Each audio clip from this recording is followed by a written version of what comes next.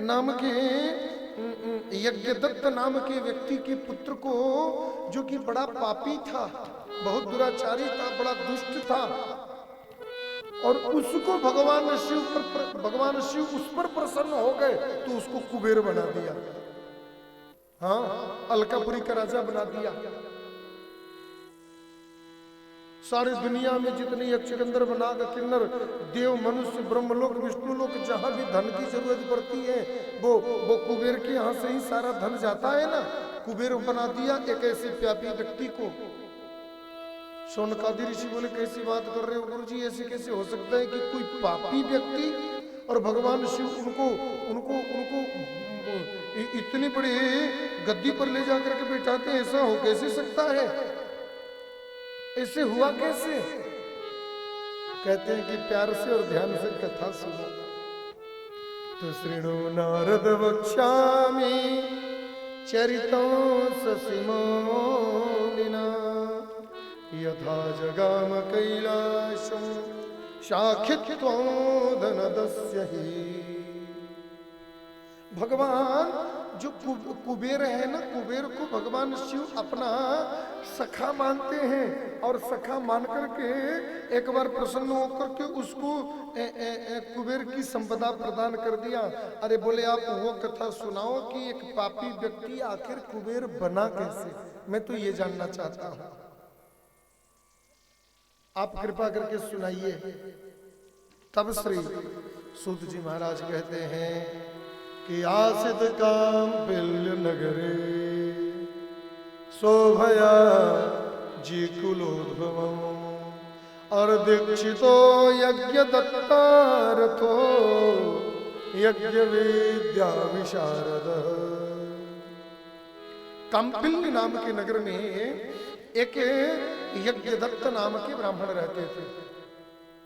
बड़े वेदवादी ब्राह्मण, बड़े ब्रह्मवादी ब्राह्मण, बड़े ज्ञानी व्यक्ति, बड़े विद्वान व्यक्ति, इतने वेद शास्त्र में विद्वान थे कि मानो दूर से देखने पर गांव नगर के लोग उनको द्वितीय युवा भास्कर है, उनको साक्षात सूर्य ही मानते थे और सूर्य ही समझते थे। क्योंकि वेद वेदांग विद्वाद्यो वेदांतादिषु दक्षिणा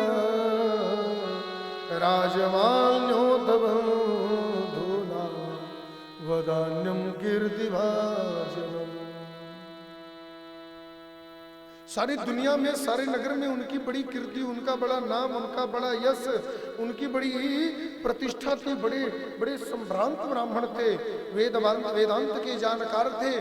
बड़े बड़े संत महात्मा लोग, बड़ी बड़ी ज्ञानी बुद्ध पुरुष लोग भी उनके पास आते और आकर के बैठे धर्मशास्त्र पुराण आदि की कथा पूछते सुनते रहते थे लोग।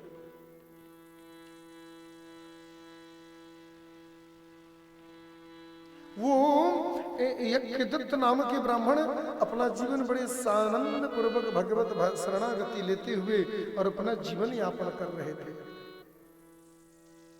उनके घर एक पुत्र हुआ और पुत्र का नाम पड़ गया गुणनिधि।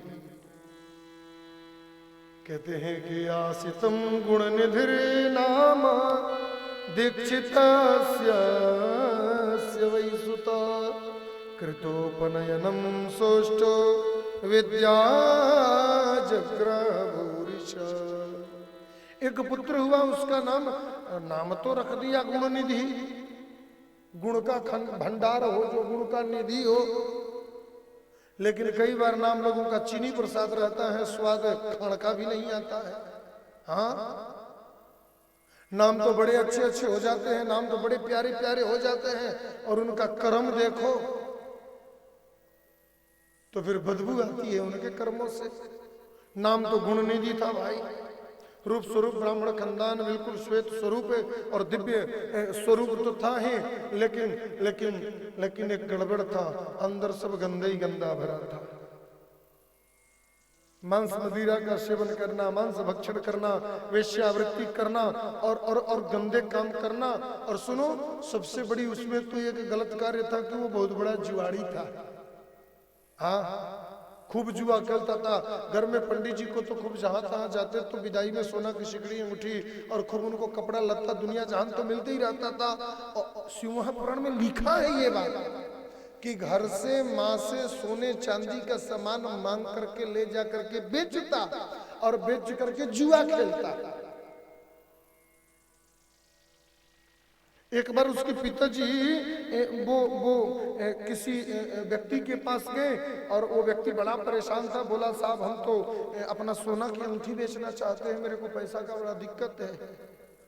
पंडित जी बोले कि अब तो बेचना चाहते हो तो कोई बात नहीं, लाओ भाई दे दो, हम ही खरीद लेते हैं। और यज्ञदत्त नाम के ब्राह्मण जब उसके सोने को लेने जब चले और जब वो सोना की अंगूठी और सिकड़ी ला करके दिया, सेम यही बात शिव महापुराण में लिखा है जो मैं कह रहा हूं। पंडित जी पहचान गए, बोले कि अरे ये तो मेरा अंगूठी है। बोले हो सकता है साहब आपकी अंगूठी हो तो मैं नहीं जानता, लेकिन ये तो फिलहाल मेरा है। बोले तुमको ये अंगूठी मिला कहां से? बोले कल तो मैंने ये मदिरालय से एक व्यक्ति ने मुझे दिया था। पता लगाया तो ये जाकर के जुआ खेलने में हार गया था। यज्ञदत्त नाम के ब्राह्मण का बेटा जो गुण निधि था वो मदिरालय में जाकर के मां से सोना की अंगूठी ले जाकर के और मदिरालय में जुआ में हार गया था। जो जुआ में जीता था वो मदिरा पीने के लिए उस मदिरालय को ले जाकर के दे दिया था। वो व्यक्ति उसी मदिरालय में नौकरी करता था तो उस दिन का वर्क पेमेंट उसको सोने की अंगूठी मिल गया। अब उसको कोई बहुत ज्यादा पैसे की जरूरत पड़ गया तो वो सोना का अंगूठी उसी ब्राह्मण के घर बेचने चला आया। ये लिखी है कथा सुना। अब पंडित जी तो अपना मलकाइन पर लाल पीला हो गई ना, हमें कमा कमा ला के देते जाता नहीं, तू लड़का के दारू पिए के देते जाता माथा शत्रु पिता वैरी ये न मालो न पाठिता। संसार में वे माता पिता शत्रु के समान है जो माता पिता बच्चों को सुंदर नहीं शिक्षा देते। और आज के इस कलयुग के वर्तमान स्थिति में यदि कह दिया जाए तो पिता से भी ज्यादा बड़ी तो माता लोग शत्रु होती हैं जो बच्चों के किए गए गलतियों को बाप से छिपाती हैं। हाँ, हालांकि बाप लोग भी कोई कम नहीं है। अरे महाराज 7 साल का बेटा हो गया, अब आजकल बच्चों को एंड्रॉइड मोबाइल दे दो, बिना एंड्रॉइड मोबाइल के पढ़ते कहां से हैं। हम लोग तो एक ताला माला के किताब पर 2.5 रुपया का पूरी जिंदगी पढ़ गए साहब। हाँ, और पढ़ करके जीवन में सब कुछ कर लिया। आजकल 5 किलो का बच्चा 25 किलो का बस्ता और उस पर से लैपटॉप अलग और मोबाइल तो परमानेंट ही चाहिए। किस लिए? किताब पढ़ना है। एक किताब डाउनलोड करने में 2 मिनट लगता है और 2 GB का नेट बच्चों के मोबाइल से रोज खत्म हो जा रहा है। ऐसी भी कौन सी पढ़ाई कर रहे हैं जो नेट से ही हो सकता है, किताबों से नहीं हो सकता। और जब किताबों से हो नहीं सकता तो ये स्कूल वाले 32,000 का किताब क्यों खरीदवा रहे हैं 6वीं क्लास के बच्चे के लिए? फिर इतनी किताब होती क्या है? जीवन में आप शिव महापुराण कथा सुनने आए हो ना, शिक्षा क्षेत्र में आधुनिकता जितना बढ़ गया ना साहब, ये बच्चों को शिक्षित नहीं बल्कि अशिक्षित के साथ में असभ्य भी बना रहा है समाज को। बच्चों को अशिक्षित तो ये व्यवस्था बना ही रहा है, अशिक्षित होने के साथ साथ में बच्चों को असभ्य भी बना रहा है। इस पर आज के लोगों को, आज के माँ बाप को जरा ध्यान देने की जरूरत है।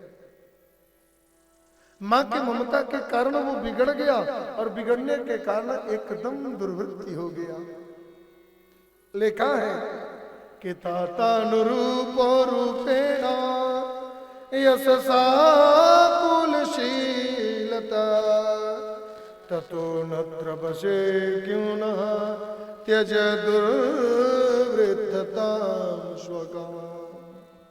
दुर्वृत्त हो गया। उसकी माँ एक दिन बड़ी नाराज हुई, बोली कि बेटा तेरे बाबूजी, तेरे पापा जी, तेरे पिताजी कितने बड़े धर्मात्मा व्यक्ति हैं, तातन रूपम रूपेणा, तुझे तो अपने बाप के जैसा होना चाहिए, अपने बाप की जैसी सभ्यता सीखनी चाहिए थी, अपने कुल का यशसाम कुलशीलतः, अपने कुल का यश कीर्ति बढ़ाना चाहिए था। और तू ये गंदी काम करता है, ये गंदी चीज सीखता है, ऐसे गंदी चीजों में अपना मन लगाता है। अब ये बात बोला तो माँ पे तो नाराज होने लग गया। वो गुण निधि बोला, तू मेरे को समझाएगी, मैं क्या, मैं दूध पीता बच्चा हूं जो मेरे को तू समझा रही है, और जो तू कहेगी सो मैं तो अपना जो मन करेगा सो ही करूंगा। हाँ, और जो यज्ञ दत्त थे ना, वो अपने बेटे के ऊपर हो गए नाराज, और नाराज हो करके मुझे लगता है कि यज्ञ दत्त ने ठीक ही किया जो करना चाहिए था। यज्ञ दत्त ने अपने पुत्र को ही त्याग दिया। बाप से भी वो मुंह से तू में करने लग गया ना, पैसा नहीं देने पर, मदिरा पीने के लिए पैसा न मिले तो बाप से झगड़ा करने लग गया। सो बाप ने उस बेटे को त्याग ही दिया कि अनपत्यो स्मितेना दुष्टेन दोष दूषितः के वो तेष्टानय पाथ स्वो तस्मै दत्ता तिलांजलि। ऐसे पुत्र को लेकर के क्या करना, ऐसे बेटे को रख करके क्या करना, जो बेटा हमारे किए गए धन संपत्ति अर्जित को उसको विनष्ट कर दे, खत्म कर दे, दारू और जुआ पी करके बर्बाद कर दे, ऐसे बेटे को मैं रखकर क्या करूंगा। और मैं तो आज से ऐसे बेटे को तिलांजलि देता हूं, निकल जा घर से, आज के बाद मैं तेरा शकल नहीं देखना चाहता हूं। और इतना नाराज होकर के जो बोला सो सचमुच में गुण निधि घर से निकल गया। हाँ, प्रेम से बोलो हर हर महादेव। निकल गया, माँ तो लगी बैठ करके रोने चिल्लाने, माता पीटने, हे भगवान मेरे बेटे को भगा दिया, मेरे पुत्र को। बोले चुप रहो, ऐसे पुत्र को लेकर के भी जीवन में हम करेंगे क्या, जिस पुत्र के चलते उसका तो सत्यानाश हो गया, हमारे भी कुल का सत्यानाश हो जाएगा, हमारे किए गए धर्म पूजा पाठ यज्ञ विधि दान पुण्य का भी सब सत्यानाश हो जाएगा। क्योंकि शिव महापुराण कहता है, अपुत्रस्तुम वरम नृणाम कुपुत्रात् कुलपाशना त्यजेदेकं कुलस्यार्थे निरिते सनातनी। संसार में अपुत्र होना ठीक है, ध्यान से सुनिएगा, संसार में कुपुत्र होने से अच्छा है अपुत्र होना। यदि संसार में पुत्र कुपुत्र निकल गया ना, दारूबाज निकल गया ना, मदिराबाज निकल गया ना, वेश्यावृत्ति करने लग गया ना, ऐसा कई पुराणांतरों में मैंने सुना है लोगों के मुख से कि कई जगह तो ऐसा भी कथा आता है कि यदि पुत्र कुपुत्र निकल जाए और उस पुत्र कुपुत्र के कारण हमारा वंश ही मानो कुवंश होने लग जाए, हमारी वंश परंपरा बिगड़ने लग जाए, हमारे घर के खानदान परिवार लोगों की सभ्यता यदि बिगड़ने लग जाए, तो ऐसे पुत्र का वध कर देने से भी व्यक्ति को पाप नहीं लगता है। आप बोलोगे अरे महाराज ऐसी काहे को शिक्षा दे रहे हो समाज को। मैं शिक्षा नहीं दे रहा हूं साहब, ईश्वर से प्रार्थना करो कि ऐसी ना करने की मुसीबत न आए, जीवन में ऐसा न करना पड़े। लेकिन त्यजे देकम कुलस्येन्द्र रीति रेशाम सनातन, यह एक सनातन व्यवस्था है, एक यह आध्यात्मिक व्यवस्था है।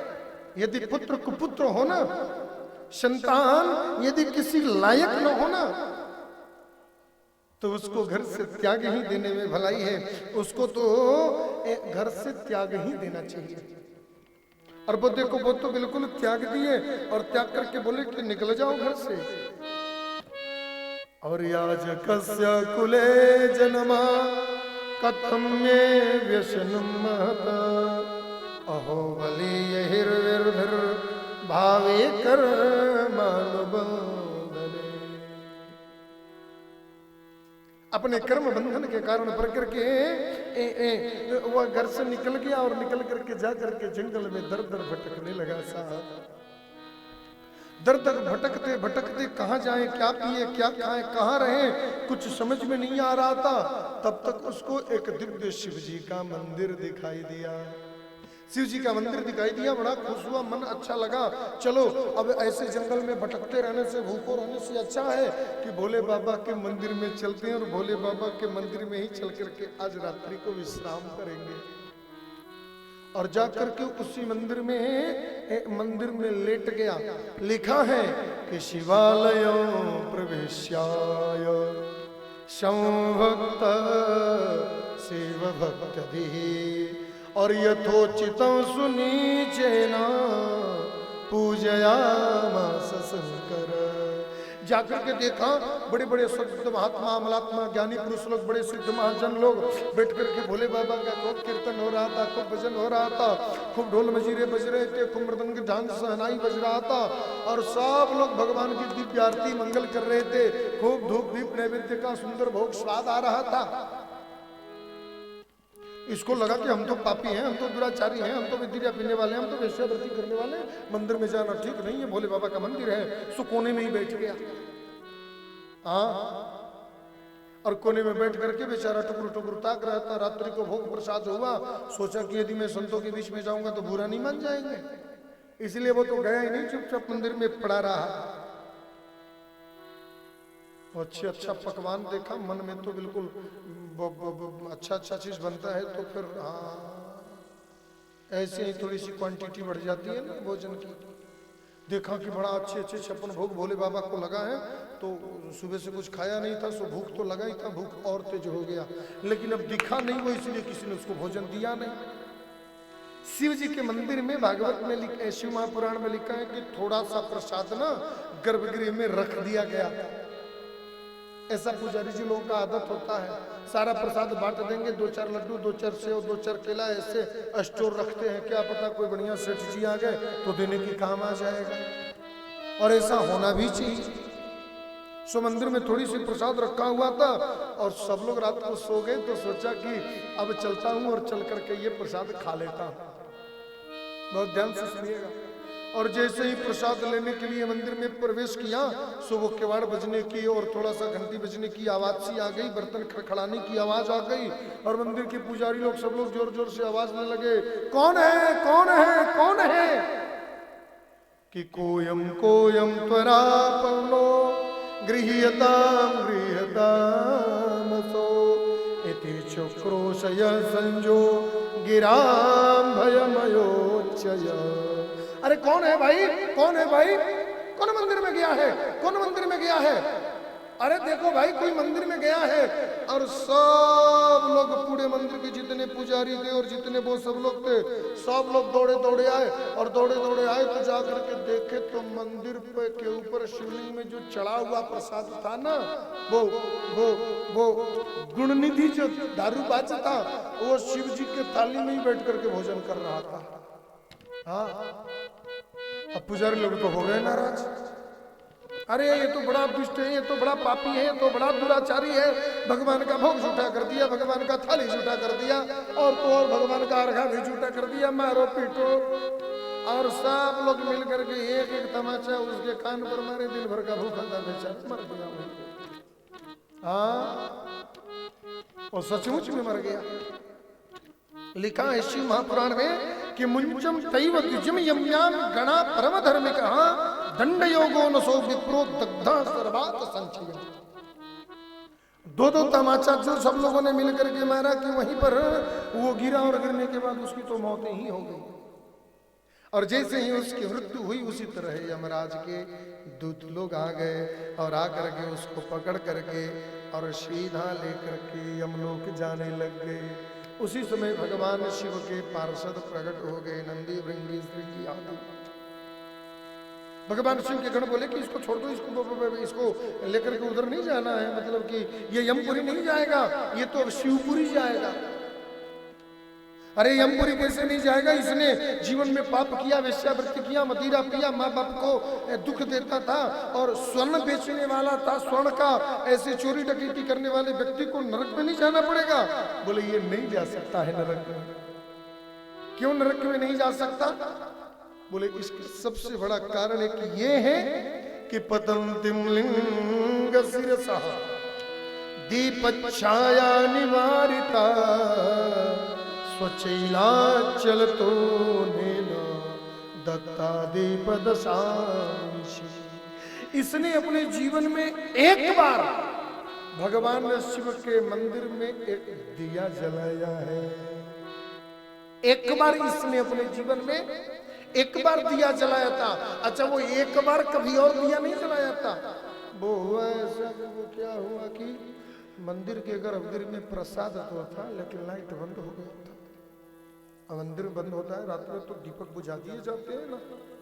देखा था कि मंदिर में प्रसाद है, लेकिन मंदिर में अंधेरा था। अब सोचा कि मंदिर में जाए तो जाए कैसे, इतने अंधेरे में। सो उसने अपने कपड़े का एक कोना से थोड़ा सा कपड़ा फाड़ लिया, और सुनो, कपड़ा फाड़ करके और उसको थोड़ी सी बाहर में वो मसाल जलता ना, मंदिरों में मसाल पहले जलता था, आजकल तो वेपर लाइट लगा देते हैं 300 वाट का। उस जलती हुई मसाल के तेल से थोड़ा सा भिगो करके और उसी कपड़े को दीपक ऐसे बना लिया, और बना करके ऐसे ध्यान से शिव जी के मंदिर में वो जलता हुआ लेकर के गया, और उसी दीपक के प्रकाश में वो बैठ करके खा रहा था। भोले बाबा ने उसके झूठे प्रसाद की तरफ नहीं ध्यान दिया, उसकी फटी दुपट्टी की जो दीपक जला करके ले गया उसी को भगवान शिव ने दीपक मान लिया, और दीपक मान करके भोले बाबा ने उसको मोक्ष दे दिया।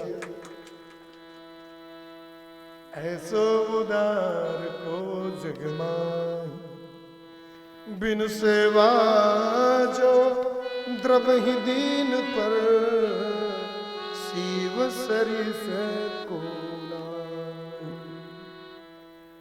एक अपने कपड़े के कोने को फाड़ कर व्यक्ति को ऐसे जला देना, उसको भी भोले बाबा ने अपना दीप मान लिया कि मेरे को दिया दिखा रहा है, और दीप मान करके उसको अपने धाम को प्राप्त करने का आशीर्वाद दे दिया। भोले बाबा तो इतने दानी हैं साहब। स्वामी श्री शिवानंद जी महाराज काशी मुक्ति धाम की मुक्ति कथा लिख रहे थे, तो बड़ी एक छोटी सी पंक्ति उन्होंने लिखा कि जल के चढ़ाए यमलोक से उबार देते, और चंदन के चढ़ाए चक्रवर्ती कर देते, और चावल के चढ़ाए शिव जी 14 भुवन दे, और दीप के दिखाए 7 द्वीप दे देते। ये मेरे भोले बाबा की महिमा है साहब। एक छोटी सी दीपक दिखा दो तो 7 दीप के पूरे वसुंधरा के मालिक बना देते हैं। ये मधुत बोले, अरे महाराज रहने दो, हम इतना तो समझदार हैं, ये कोई दिया हुआ नहीं दिखा रहा था, ये तो भोग को देखने के लिए ऐसे केवल एक दीपक बना करके ले गया था। बोले कुछ भी करो, लेकिन अब तो ये तो शिवलोक जाएगा। यम के दूत लोग गए यमराज के पास जाकर के बोले, साहब हमारी तो घना ही बेइज्जती हो गई, हमारी तो बड़ी नाम हासाई हो। हम गए इतने प्रेम से उसको, इतने प्यार से उसके गले में फांसी फंदा लगाया, और उसको लेकर के गुण निधि को आ रहे थे, तब तक वो लेकर के हाथ में त्रिशूल डमरू और भस्म लगाए, विभूति लगाए, गले में रुद्राक्ष पहने, नंदी भृंगी सरगी लोग आ गए। बोले कि ये इसने भगवान शिव ऐसे होता है क्या? हाँ, और महाराज अगर ऐसे लोगों को शिवलोक की प्राप्ति होती रहेगी तब तो हम जाते रहेंगे। कोई व्यक्ति ले जा करके गलती से पानी शिव जी पे चढ़ा देगा और बोलेंगे लोग कि हम तो पूजा कर लिए, तो मैं किस किस को यमलोक लाऊं और किसको न लाऊं? आप कृपा करके बताओ। धर्मराज ने अपने दूतों से कहा कि किस किस तरह के लोगों को यमपुरी नहीं लाना चाहिए। बोले ये त्रिपुंड धरा लोके विभूत्या शीतया गणा ते सर्वे परिहर्तव्या नाने तव्या यदाचना। इस संसार में जिस व्यक्ति के सिर पर भगवान शिव की विभूति दिख जाए। अभी हमारे देश में एक बहुत सुंदर थी तो अनादि परंपरा, लेकिन बीच में कुछ समाप्त सी हो गई थी। अभी फिर अब विशेष करके युवाओं के अंदर एक प्रवृत्ति बदला है।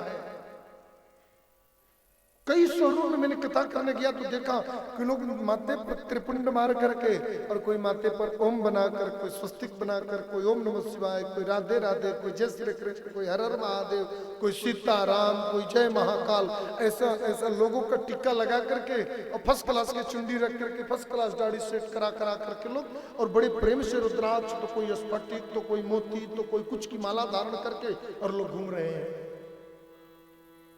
दिखने में कितना अच्छा लगता है, और मेरे को तो बहुत अच्छा लगता है।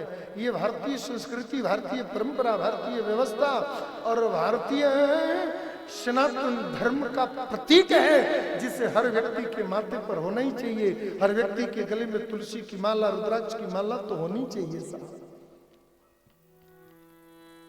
इसके होने मात्र से, मैं अपने मन से नहीं कह रहा हूं, शिव महापुराण में लिखा है, जिस व्यक्ति के जरूरी नहीं कि मंत्र से पढ़ करके लगाया हो, ना ना ना, जरूरी नहीं कि शिव जी पर चढ़ा हुआ ही होना चाहिए, ना ना ना ना, जरूरी नहीं कि पंडित पुजारी जी ही लगाए हो, कोई जरूरी नहीं है। सिर्फ और सिर्फ आपके सिर पर विभूति लगा ही है, वो चाहे कैसे भी लग गया तो भी यमदूत जीवन में कभी भी आपको फांसी की फंदे लगाकर और कभी यमपुरी नहीं ले जा सकते। मृत्यु के समय कदाचित गलती से भी किसी व्यक्ति के माथे पर भस्म लग जाए तो वो व्यक्ति सीधा शिवलोक को प्राप्त करता है, वो व्यक्ति सीधा भगवत धाम को प्राप्त करता है। बोले ये त्रिपुंड धरालो के, जिसके माथे पर त्रिपुंड हो और विभूत्या सितया गण ते सर्वे परिहर्तव्या न तो नव्या कदाचन। जीवन में कभी ऐसे व्यक्ति को नहीं लाना। और सुनो, ये रुद्राक्ष धरालो के जटाधारी णयेव है। जो व्यक्ति रुद्राक्ष धारण करता हो, जो व्यक्ति जटा बढ़ाया हुआ हो, जिसके शरीर पर वल्कल वस्त्र हो, गेरुआ वस्त्र हो। बाबा अगर केवल गेरुआ वस्त्र धारण किया है, अगर वो साधु नहीं भी है तो बोले साधु है कि नहीं है इसकी पहचान तो इतना जल्दी होने वाली नहीं है, बस तुम इतना पहचान लो कि उसके शरीर पर गेरुआ वस्त्र होने चाहिए, वल्कल वस्त्र होने चाहिए। और यदि उसके शरीर पर वल्कल वस्त्र है, उसके गले में रुद्राक्ष की माला है, उसके हाथ में यदि कमंडल है, वो यदि शिवालय की तरफ मुख करके खड़ा है, वो शिव जी के मंदिर के गेट पर बैठा है, चाहे पॉकेट मारने के लिए ही सही, फिर भी ऐसे व्यक्ति कदाचित जीवन में कभी यमपुरी नहीं लाना। वे लोग अपने आप सद्य भगवान श्री कैलाशपति के धाम चले ही जाते हैं। प्रेम से बोलिए बाबा विश्वनाथ की। गुण निधि तो मर गया, लेकिन यमदूत और भगवान शिव के पार्षदों की इस बात को सुन करके उसके मन में बड़ी ग्लानि हुई और मन ही मन सोचने लगा कि नान्यम धर्मो न जानासि दुर्दमो भूपतिर्दधो शिवालयेषु सर्वेषु दीपदाना दृशे द्विजा। मैंने जीवन में कोई धर्म नहीं किया, कोई यज्ञ नहीं किया, कोई दान नहीं किया, कोई पुण्य नहीं किया, कोई यजन नहीं किया, केवल गलती से एक जीवन में दीपक जल जाने के कारण हमको भगवत धाम मिल गया। यदि हम तन्मय होकर के भगवान की पूजा किए होते, हम यदि एकाग्रचित होकर के शिव जी की आरती किए होते, हम एकाग्रचित होकर के शिव जी को जल भस्म चढ़ाए होते, हम श्रद्धा और भाव से भगवान भोलेनाथ, हम कहा तो उनका प्रसाद मैंने खा लिया, मंदिर जुटा कर दिया, यदि कहा मैंने भगवान को भोग लगाया होता तो आज क्या पूछना। बड़ी मन में ग्लानि हुई। राम राम राम राम राम राम, ये मानव जीवन पाकर के मैंने ये क्या कर दिया। और भक्त वत्सल करुणा निधान कर्पूर गौर भगवान शिव इतने बड़े करुणावान हैं, इतने बड़े कृपावान हैं, इतने बड़े दीन वत्सल हैं कि गलती से एक दीपक जला दिया तो मुझे मोक्ष